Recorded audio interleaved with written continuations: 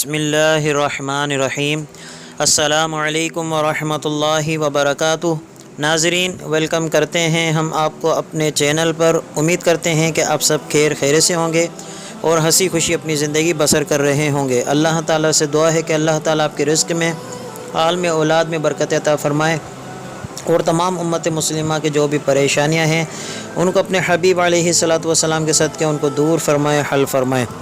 नाज़रीन, जैसा कि आज हमारी वीडियो का जो उन्वान है वो बिलखुसूस मर्द हज़रात के हवाले से है। जी, किसी ने मुझसे सवाल किया, हमें ईमेल किया है कि मर्द का जिस्म के बाल काटना कैसा। जी हाँ नाज़रीन, आजकल लोगों के जहनों में कॉन्सेप्ट बना हुआ है कि मर्द हज़रात जो हैं वो अपने जिस्म के बाल, यानी जिन बालों का काटना ज़रूरी नहीं है उनका काटना ये गुनाह है, और ये कॉन्सेप्ट बयान किया जाता है कि इससे जनाज़ा भारी होता है वगैरह वगैरह। मुख्तलिफ़ कौम और मुख्तलिफ़ लोगों की मुख्तलिफ़ राय बयान की जाती है। तो आज हम इस वीडियो में आपको इस सवाल का जवाब बताने जा रहे हैं, तो आखिर तक वीडियो देखिए। इंशाअल्लाह आपको निहायत अहम और नई मालूमात हासिल होगी।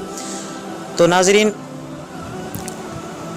इसका जवाब बयान करने से पहले मैं तमाम उन अपने व्यूवर्स से रिक्वेस्ट करूंगा जिन्होंने अब तक हमारे चैनल को सब्सक्राइब नहीं किया तो काइंडली ज़रूर सब्सक्राइब कर लीजिए और बेल आइकन को भी ज़रूर प्रेस कर लीजिए ताकि हमारी लेटेस्ट वीडियो अब तक सबसे पहले पहुंच सके।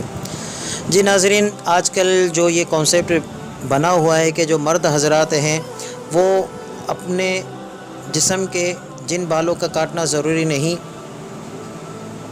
उनको काटना गुनाह है, तो शरई एतबार से मैं आपको हुक्म बताने जा रहा हूँ कि मर्द अगर चाहे तो अपने जिस्म के बाल काट सकता है।